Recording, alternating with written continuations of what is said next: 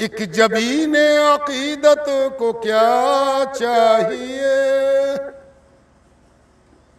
हाँ,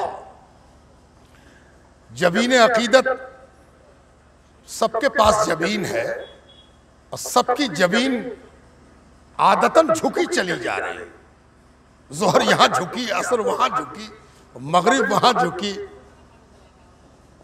लेकिन जबीन अकीदत अगर बन गई तो उसकी मुराद और उसकी मंजिल क्या है, इसको बयान करते हुए नाना जान फरमाते हैं, एक जबीन अकीदत को क्या चाहिए, आस्ताने हबीबे खुदा चाहिए, आस्ताने हबीबे खुदा चाहिए।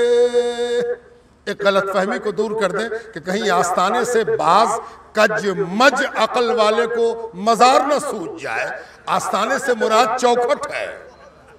कजमज अकीदे की बड़ी भरमार है, इतनी आसानी से कजी और मजी होती है कि बेचारे उसी में कज मज चल रहे हैं। आस्ताने हबीबे खुदा चाहिए। अब जरा 70 बरस पहले के शायर को जरा देखिए, 50 साल से 70 साल पहले का शायर कैसे जदीद शेर कह रहा है।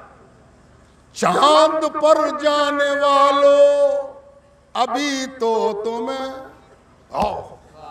देखिए मोहम्मदपुर मुबारक है, ये वारा बंगरा है, और यहाँ का एक शायर अभी अभी चांद पर कोई जा ही रहा है, हवा गर्म है ना।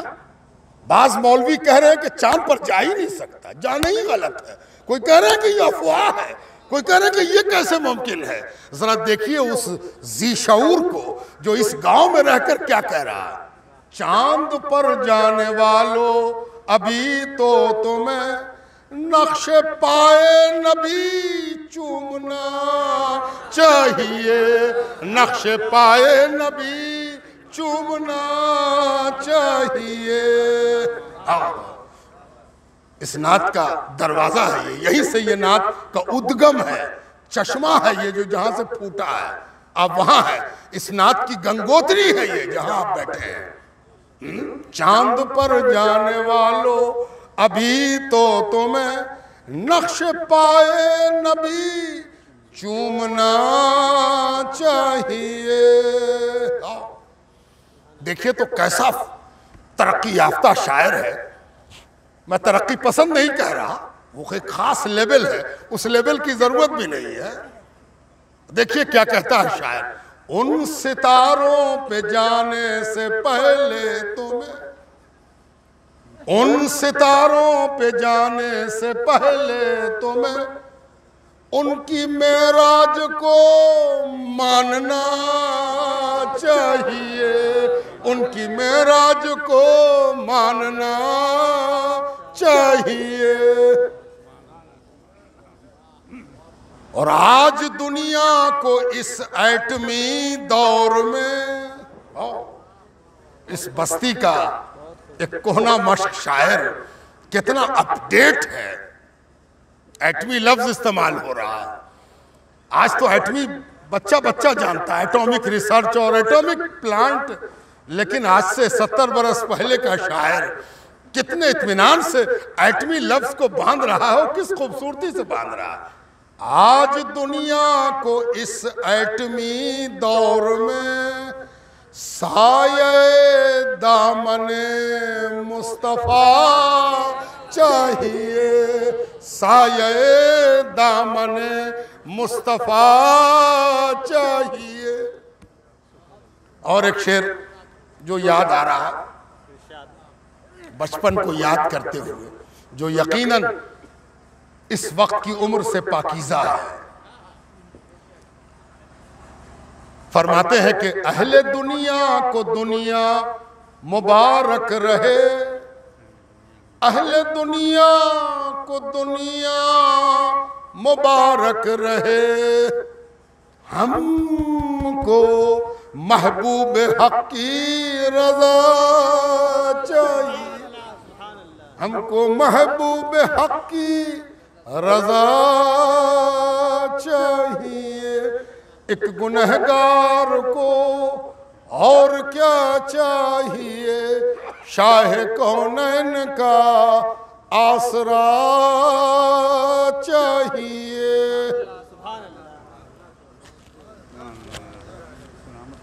एक और अहम बात जो जमाने की बड़ी तलब है, जरूरत है और हाजत है, और वो ये कि आजकल हम लोग ज्यादातर एक धुरे होते जा रहे हैं, एक धुर पर है। हमें ये समझ में नहीं आता कि एक धुर पर रहते हुए दूसरे धुर वाले से हम कैसे तालमेल करें। और हम मुसलमान भी हैं, जबकि मुसलमान कहते ही थे उसको, किसको कहते थे मुसलमान? मुसलमान उसे कहते हैं कि उसका दीन, उसका नबी, उसकी शरीयत तब आई जब बहुत से दावेदारान मौजूद थे। ईसाई मौजूद थे, यहूदी मौजूद थे, अहले किताब मौजूद थे, बुद्धिस्ट मौजूद थे, हुनूद मौजूद थे, आज भी हैं। और ऐसे में इस्लाम का तुलू हो रहा है। तो इस्लाम हमें यह सिखा रहा है कि सारी दुनिया को मुसलमान बनाना तुम्हारा टारगेट नहीं है। अब क्यों नहीं है? इसलिए कि यह मुमकिन नहीं है। बाज लोगों को यह गलतफहमी है कि सारी दुनिया को हम अपने ही रंग में रंग लें। अगर वो ये नेक जज्बे के तहत भी ऐसा सोचते हैं तो वो एक चीज भूल जाते हैं कि अल्लाह की प्रोग्रामिंग को बदला नहीं जा सकता। ये अल्लाह की प्रोग्रामिंग है कि आपको ये वहशत हो गई कि हम रात को भी दिन कर दें। अरे रात को रात अल्लाह ने बनाया है, दिन को दिन अल्लाह ने बनाया है। आप दिन को दिन की तरह गुजारिए, रात को रात की तरह गुजारिए। दिन गुजारिए इस तरह के रात से मुलाकात होगी, और रात गुजारिए इस तरह के दिन से मुलाकात होगी। ये बातें मैंने इसलिए कही, शिया सुन्नी, देवबंदी बरेलवी एक साथ समाज में रहते हैं। क्या इन दोनों में तलवार निकली रहनी चाहिए? क्या इन दोनों में सरफड़ौल होना चाहिए? क्या इन दोनों में एक दूसरे का गरेबान, दस्तो गरेबान होना चाहिए, जूतमो पैजार होना चाहिए? तो उसके लिए आइडियल कौन होगा? मेरा मौजू नहीं है, बरसबील तस्करा बात निकल गई है। बहुत अच्छी बिरयानी खिला रहे हैं और पानी ना पिलावे तो बिरयानी खाने वाला बार बार इधर उधर देखता है और कहता है कि बिरयानी तो बहुत अच्छी पकवाई इन्होंने, लेकिन पानी का नज़्म भी रखना चाहिए ताकि बीच में पानी पी ले तो बिरयानी का मजा प्यास के नतीजे में दबे नहीं, प्यास भी बुझती रहे, बिरयानी भी चलती रहे। तो बिरयानी तो आप खा रहे थे, ये एक गिलास पानी है। ये जिनकी नात मैंने सुनाई, ये मुरीद थे मौलाना बशारत करीम साहब के, जो गढ़ौल में है।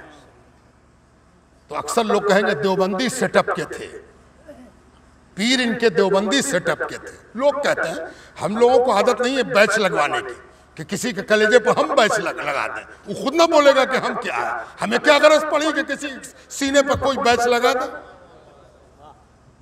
पहले आदमी सामने वाले के पीछे पड़ता है, इसके सीने पर क्या बैच लगा, ये देवबंदी है कि बरेलवी है। उसके बाद ये आदत जब खारिश ज़दगी तक लाती है तो फिर पुराने लोगों के बारे में फैसला करते कि मोमिन थे कि काफिर थे, है ना। ये मोमिन थे कि काफिर थे, मोमिन थे कि काफिर थे। और कोई पूछे कि हुजूर ये सवाल कब्र में ना होगा कि वो मोमिन थे कि काफिर थे, अपने ईमान और कुफ्र की फिक्र कीजिए, ये आपसे होगा, है ना। तब मौलाना बशारत करीम का मुरीद और शेर कहे कि गदाओं की सदाएं शाह आली जा सुनते हैं, गदाओं की सदाएं शाह आली जा सुनते हैं, जो उम्मत अर्ज करती है रसूलुल्लाह सुनते हैं। ये उनका शेर है। और मैं तो उन लोगों में से हूं जिनकी लोरी, हर बच्चे को उसकी मां लोरी देती है। बड़ा खुशनसीब है वो बच्चा जो अपनी माँ की लोरियों की याद रखता हो। माँ का चहलुम है, माँ का जिक्र हो रहा है। मेरी माँ तो यहां से गई थी, मेरा ननिहाल है ये। मौलाना बशारत करीम के मुरीद की बेटी, अगर ये इत्तला सही है तो मुझे गलत कहने की कोई जरूरत नहीं, मशहूर और मारूफ है ये। तो मेरे नाना की बेटी मुझको लोरी देती थी, सबसे आला औला हमारा नबी, सबसे बाला आला हमारा नबी। ये पूरी नात उनको याद थी और हमने जिंदगी में कभी उनको हदायत के बख्शिश उलटते नहीं देखा। कैसे याद थी? कभी नहीं कहा कि हदायत के बख्शिश लाना, जरा देखेंगे हम। ये नात पूरी की पूरी मेरी वालदा को याद थी। इससे पता चला कि ये घर जिसके आंगन में आप बैठे हैं, ये घर तासुब का घर नहीं है, तंग नजरी का घर नहीं है। ये घर तवस्सु, फराख दिली, मोहब्बत, यगानगत का घर है। यहां से ये मैसेज जाता है कि बावजूद इसके कि मेरा अकीदा किसी दूसरे के अकीदे से अलग हो, फिर भी समाजी एतबार से हम एक साथ रहकर, एक होकर जिंदगी गुजार सकते हैं, मसाइल का मुकाबला कर सकते हैं। ये गलतफहमी अगर किसी को है कि हम किसी का अकीदा बदल देंगे, तो वो दुनिया का सबसे बड़ा जाहिल इंसान है। उससे ज्यादा फिक्र उसको इस बात की करनी चाहिए कि हम दूसरे के अकीदे को बर्दाश्त कैसे करेंगे और अपने अकीदे को अनछुआ कैसे रखेंगे। बस यही सबसे बड़ी मर्दानगी है। ये मर्दानगी नहीं है कि दूसरे पर हम हमला करते रहें। और ये जो मैंने कहा, ये कुरान का उसूल है, एक जुमले में वो भी सुन लीजिए। आप कहते हैं बाबा इससे हम कैसे मिल जाएंगे, ये बिल्कुल अलग है, ये ऐसे कहता, ये वैसे जानता। भैया इतना गुस्सा क्यों करते हो? तुम तो कुरान पढ़ते हो, आलिम कहते हो, हाफिज कहते हो। अल्लाह ताला फरमाता ला अअबुदु मा तअबुदून,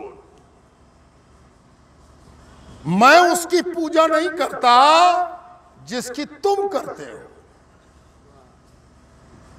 इससे बढ़ के भी कुछ होगा?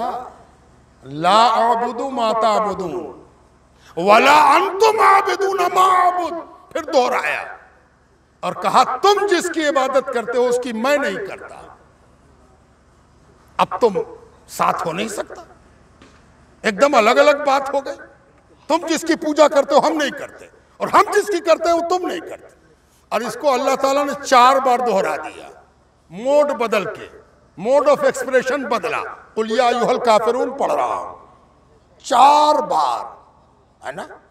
हम लोग अरबी पढ़ाते हैं यूनिवर्सिटी में, तो बच्चे से पूछते हैं कि इसमें कौन कौन मोड है, जरा बताओ हमको, है ना।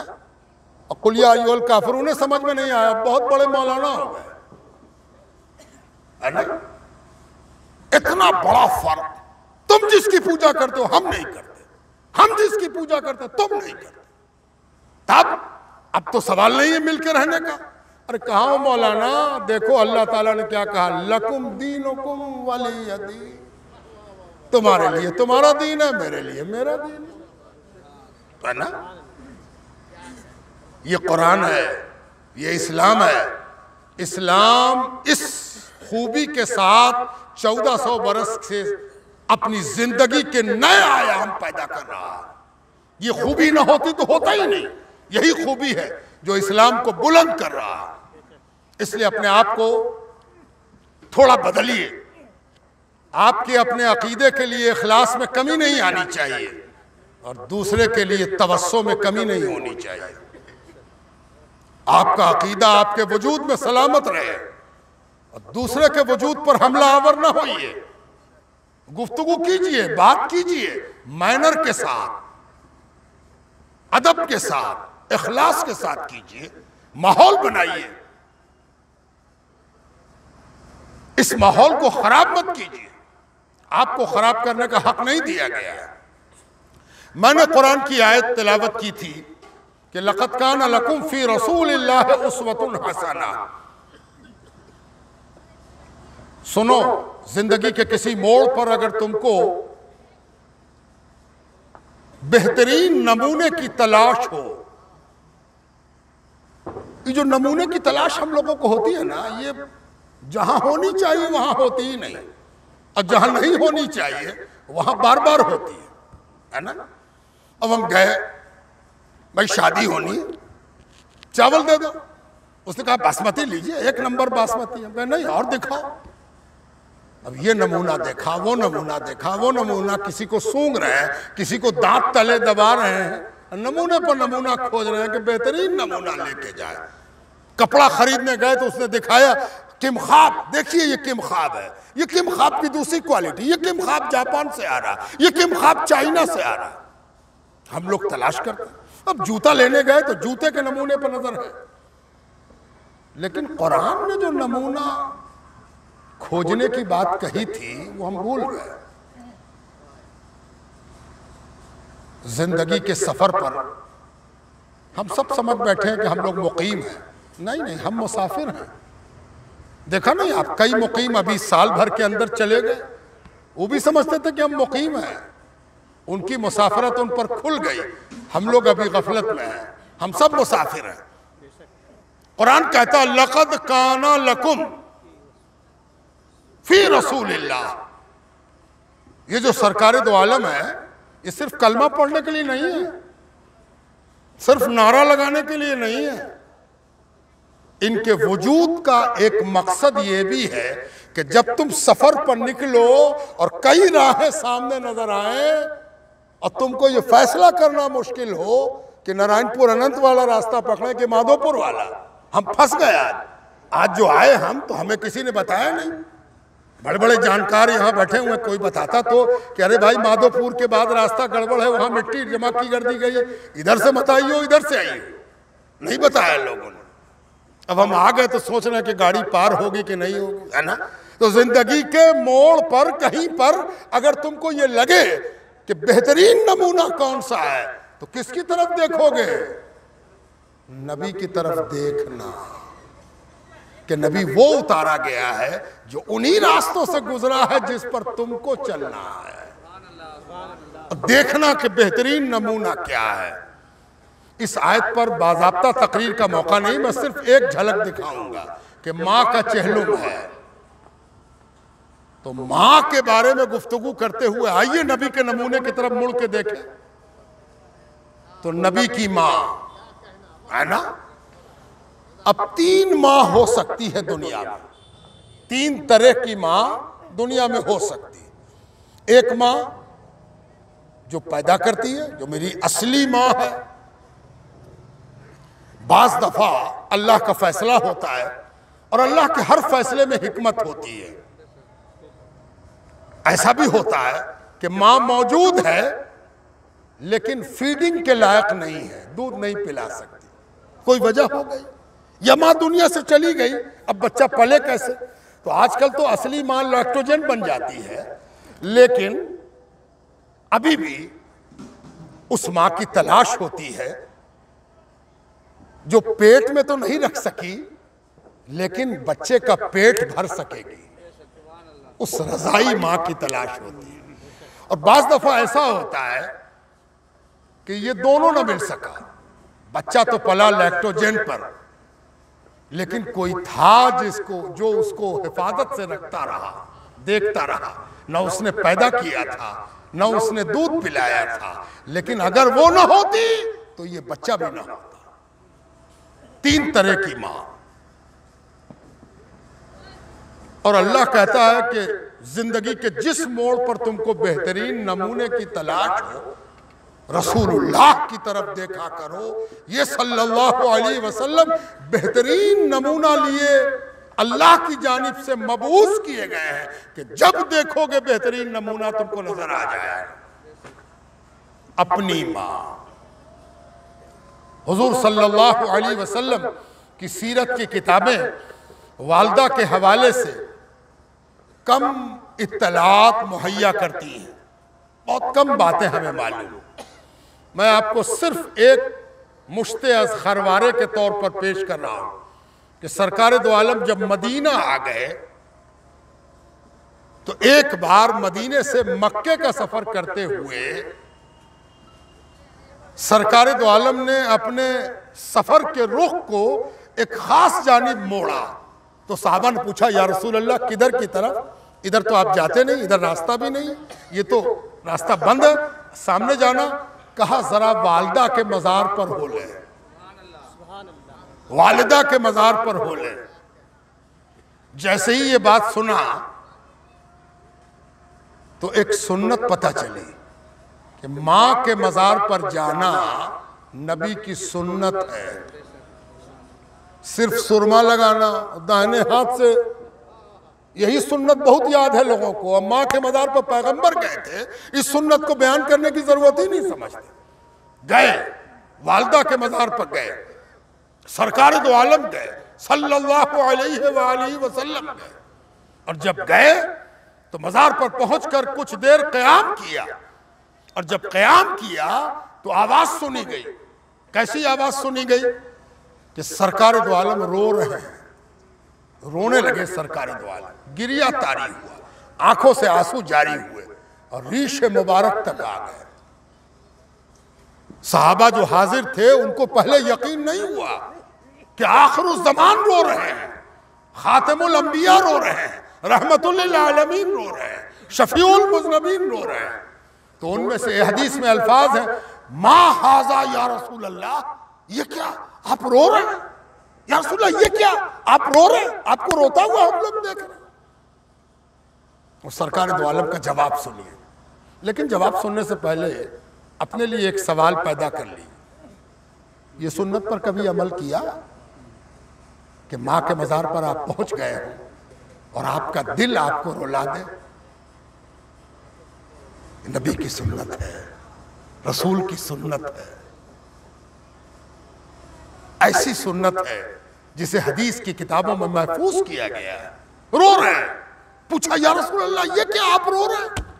जवाब सुनिए, सरकार दो आलम सल्लल्लाहु अलैहि वसल्लम ने इरशाद फरमाया, हाँ मुझे अपनी वालिदा की शफकत याद आ गई, मुझे अपनी माँ की मोहब्बत याद आ गई, मुझे अपनी माँ की ममता याद आ गई और मैं रो पड़ा।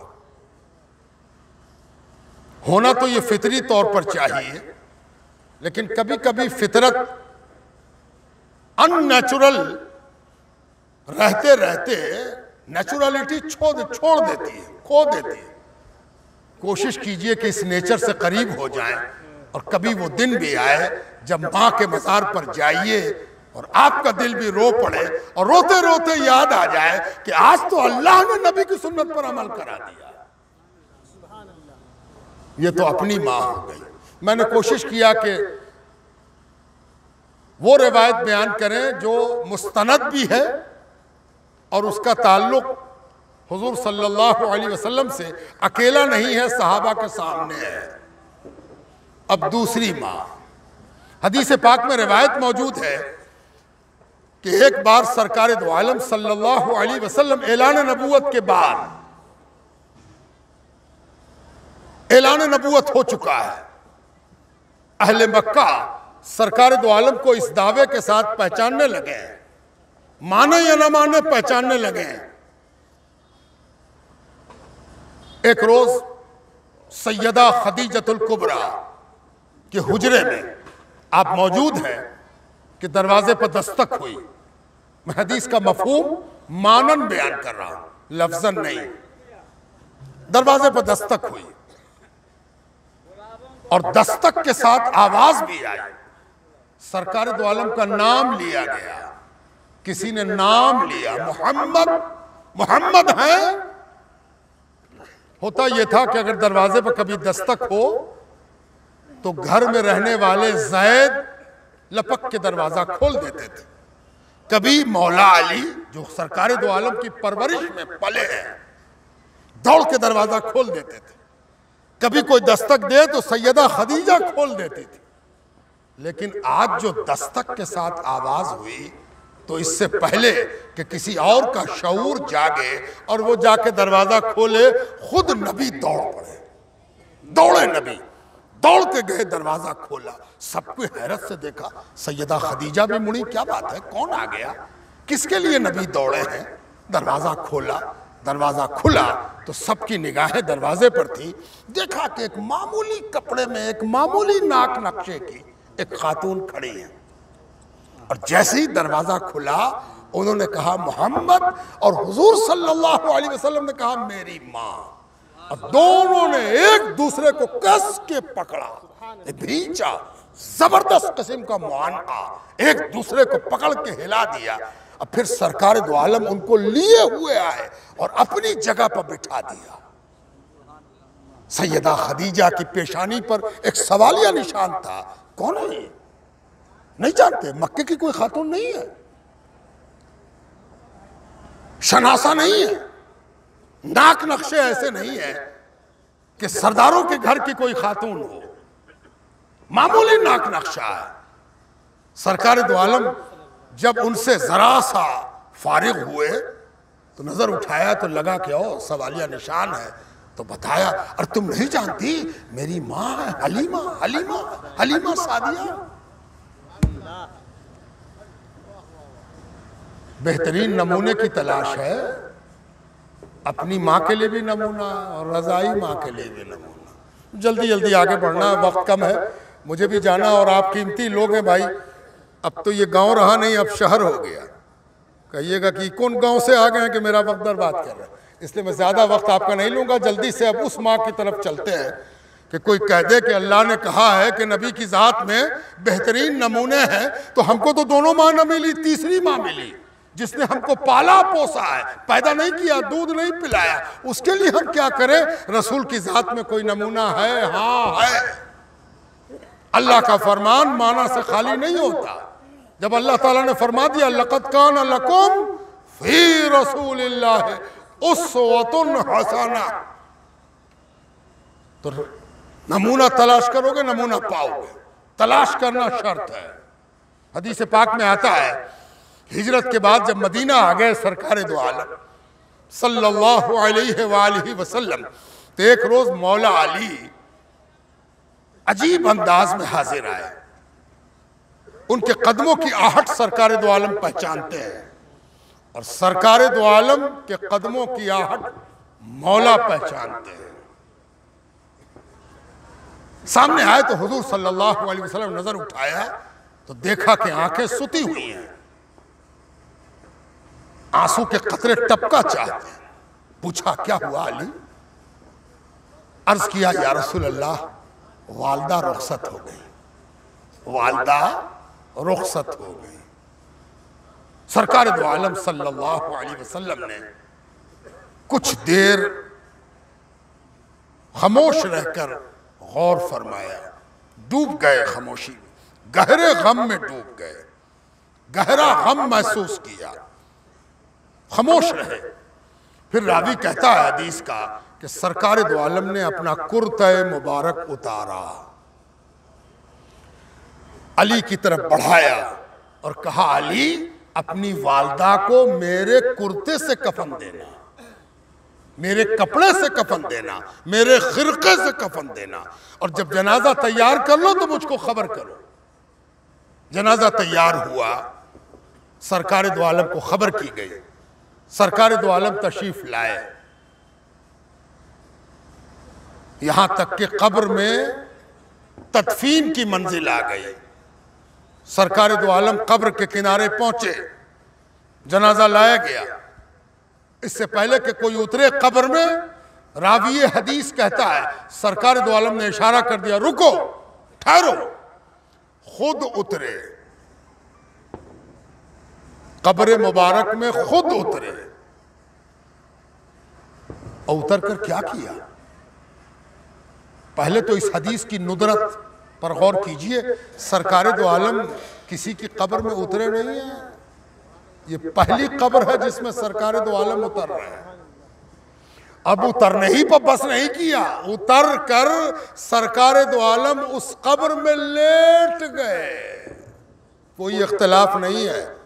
मैं जब इख्तिलाफी बातें बयान करता हूं तो उसके इख्तिलाफी नौयत को वाज़े कर देता हूं। इजमाई है, सरकार दो आलम लेट गए। बाज़ दफ़ा लोग हमसे पूछते हैं कि जन्नतुल बकी की फजीलत का राज क्या है? जन्नतुल बकी की फजीलत का राज, उसकी फजीलत का राज पूछ रहे हैं जिस पर बुलडोजर चल चुका है। हम तो फजीलत का राज पूछते हैं, बताते हैं। ये बुलडोजर किस फजीलत पर चला था? जानते हैं उसकी फजीलत का राज? दुनियाए वजूद में कोई ऐसा कब्रिस्तान नहीं है जिसकी लेहत से नबी का जिस्म मस हुआ हो। ये दुनिया की वाहिद कब्र है जिसमें सरकार दो आलम लेट गए हैं। कुछ देर लेटे रहे, कुछ वक्फा लेटे रहे, फिर उठे, उठकर बाहर आए और अब कहा अब दफन करो। मौला अली की वालदा दफन की गई। तदफीन के बाद सरकार दो आलम ने हाथ उठाया। मैंने ये हदीस कहां पढ़ी, किताब का हवाला भी दे देता हूं ताकि कभी किसी साहब को फिक्री खुजली हो तो उसका इंतजाम भी हो जाए। प्रिकली हीट पाउडर रहना चाहिए। फिक्री खुजली भी बहुत होती है आदमी को। इमाम गज़ाली ने किताब लिखी अहियाउल उलूम और उसकी शरह लिखी है एक बड़े हिंदुस्तानी आलिम अल्लामा मुर्तज़ा अज़्ज़बीदी ने, और उसका नाम रखा इत्तिहाफुस सादा। इत्तिहाफुस सादा, इत्तिहाफुस सादा में ये हदीस नकल हुई है।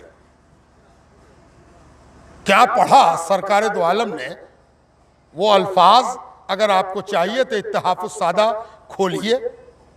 वरक नंबर इसलिए नहीं बताता कि कहीं दूसरे की तरफ आप कहिए कि उनकी नकल कर रहे से वरक नंबर हम नहीं बताते। और वरक नंबर बताने वाला बाज दफा इतना बड़ा बेवकूफ होता है कि वो समझता है कि एक ही एडिशन हुआ है, और किसी किताब का 10 एडिशन हुआ हो तो बेवकूफ पब्लिक ताली बजाती है, देखिए वरक नंबर बता दिया। अरे उसका तो 10 एडिशन हो चुका हो, कौन वाले का बताया? इत्तिहाफुस सादा, उसमें अल्फाज नकल हुए हैं कि सरकार दो आलम सल्लल्लाहु अलैहि वसल्लम ने क्या दुआ, हाथ उठाया, ए अल्लाह, तर्जुमा कर रहा हूं, ए अल्लाह इनको मेरे हक से कबूल फरमा और जुमला अंबिया के हक से कबूल फरमा।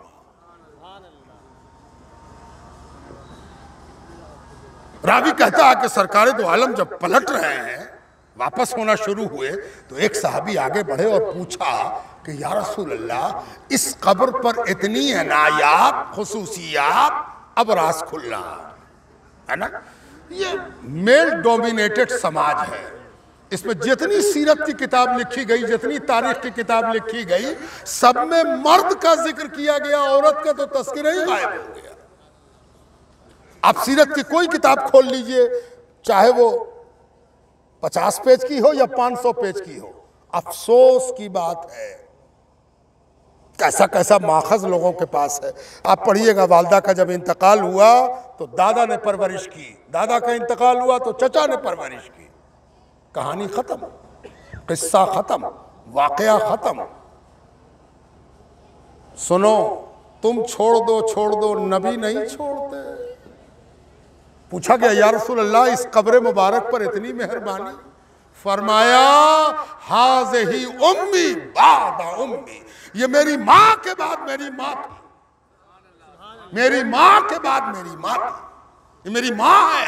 तुम क्या समझ रहे हो हम किसी की माँ पर मेहरबानी कर रहे हैं? ये मेरी माँ है। लक़द काना लकुम फी रसूलिल्लाहि उस्वतुन हसना। याद रखो, माँ की तीनों शक्ल के लिए सरकार दो आलम की हयात तैयबा में सबक मौजूद है। अब आखिरी बात, वबिल वालिदैन एहसाना, बात खत्म। मैंने 2 आयतें तिलावत की थी, दोनों पर अपनी गुफ्तगू को मरकूज करते हुए तमाम की तरफ बढ़ रहा हूं। जिस माँ के लिए आज चहलुम की मजलिस सजाई गई है, उसकी ये वाज़ेह शान थी कि उसने कई बड़े हादसे देखे, कई बड़े हादसे। एक हादसा तो खुद अपने शौहर का देखा कि चटपट चले गए, ऑपरेशन टेबल पर लेटाए गए। आप जानते हैं कि ऑपरेशन टेबल पर जब लेटाया जाता है तो आदमी पर उम्मीद का गलबा होता है, होना भी चाहिए, उम्मीद का गलबा होना चाहिए, खौफ तारी नहीं होना चाहिए। मरीज पर भी उम्मीद गालिब होनी चाहिए। अगर खौफ गालिब होगा तब तो मुश्किल हो जाएगी। और आम हालात में भी उम्मीद का गलबा होना चाहिए। लेकिन एक बात हमेशा ख्याल में रहनी चाहिए कि बैलेंस होना सबसे बड़ा काम है, मुतवाज़िन होना। अगर उम्मीद का गलबा हो जाए, उम्मीद गालिब हो जाए, तो आदमी हक़ खुदा और रसूल भूल जाता है। और अगर सिर्फ खौफ गालिब हो जाए तो कलेजा फट जाए, खून थूक के मर जाए। इसीलिए हदीस पाक के अल्फाज है, अल ईमान बैनल खौफ वर रजा। ईमान किस चीज का नाम है? ईमान एक पेंडुलम की तरह है, एक तरफ खौफ की तरफ जाता है, फिर दूसरी तरफ उम्मीद की तरफ जाता है। खौफ और उम्मीद के दरमियान झूलता हुआ वो पेंडुलम सही वक्त बताता है, सही मोमिन की पहचान कराता है कि वो एक तरफ रुकता नहीं, खौफ की तरफ भी जाता है, उम्मीद की तरफ भी जाता है। लेकिन ऑपरेशन टेबल पर लेटाया गया, सब लोग उम्मीदवार हैं कि अब डॉक्टर बाहर आएगा और आके कहेगा ऑपरेशन कामयाब हुआ, मरीज अच्छे हैं। लेकिन जब डॉक्टर वक्त से पहले बाहर आ गया और कहने लगा मैं क्या कर सकता हूं, मैं क्या कर सकता हूं, मैं कुछ नहीं कर सकता। पूछा गया कि क्या हुआ? कहा अभी तो एनेस्थीसिया ही दे रहे थे कि हार्ट अटैक हो गया। इतना मजबूत इंसान, यहां देखने वाले लोग मौजूद हैं, जाहिरी तौर पर भी मजबूत, इरादी कुव्वत में भी मजबूत। जहां सब डर जाते थे वहां वो आगे, हम चलते हैं, हम करते हैं। लेकिन याद रखिए, मजबूती और कमजोरी, इसके मुजाहरे पर भी अल्लाह का मामला होता है। कब वो मजबूत बनाता है, कब वो कमजोर बनाता है, ये भी अल्लाह ताला का मामला होता है। और याद रखिए, वो वहां मजबूत थे जहां उनको मजबूती दिखानी थी, और वहां वो बंदे थे जहां अल्लाह का हुक्म नाफिज होना था। ऑपरेशन टेबल पर ही इंतकाल हो गया शौहर का। एक बेटा नौकरी में नहीं, सब बच्चे छोटे छोटे। उसी खातून ने इस घर को संभाला। वो अगर रोती धोती, आफत मचा देती तो बच्चों का क्या होता? इतना सब्र, इस कदर इस्तिकामत के साथ अपनी जिंदगी को आगे बढ़ाया। फिर दूसरा सदमा उन्होंने अपनी औलाद का देखा, वो आप जानते हैं किस मुश्किल से वो औलाद गुजरी। उस पर भी माँ का किरदार मैंने अपनी आंखों से देखा कि अगर ये माँ कमजोर पड़ गई होती तो शायद इस घर को पार लगाने वाला मुश्किल से मिल पाता। उसी माँ की इस्तिकामत थी जिसने इन मसाइब के बावजूद औलाद को अपने पैर पर खड़े रहने की कुव्वत, ताकत, सलाहियत अता फरमाई। ये उस माँ का चेहलुम है जो नमाज को चुपचाप से अदा करती थी, चटपट अदा करती थी। अगर आप उनके साथ 24 घंटा भी रह जाते तो वो आप पर अपनी नमाज को जाहिर न करती कि कभी दाहिने मुसल्ला, कभी बाएं मुसल्ला, कभी इधर 5 सूरा, कभी उधर 10 सूरा। नहीं, बड़े मामूल के साथ इबादत को अंजाम देती थी, लेकिन इस तरह कि जैसे किसी ने देखा न देखा।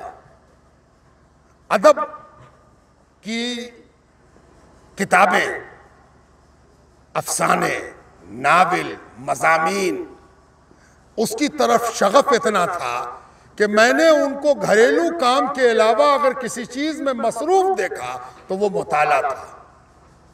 फजूलियात से बची हुई, अपने मुताले में डूबी हुई, ये उनकी खास खूबी थी।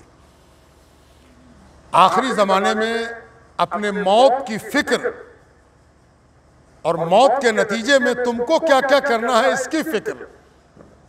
कहां पर गुस्ल दोगी, पानी किधर निकलेगा, तुम गुस्ल दे लोगी, तुम गुस्ल कर। ये वो अलामतें हैं जो एक मोमिन के अंदर पाई जानी चाहिए। गाफिल रहना, इन तस्किरों को मनहूस समझना, ये मजबूत होने की दलील नहीं है, कमजोर होने की दलील है। अल्लाह ताला उनको गरीक रहमत करे। अब माँ का हक और बात खत्म, बस 2 जुमले।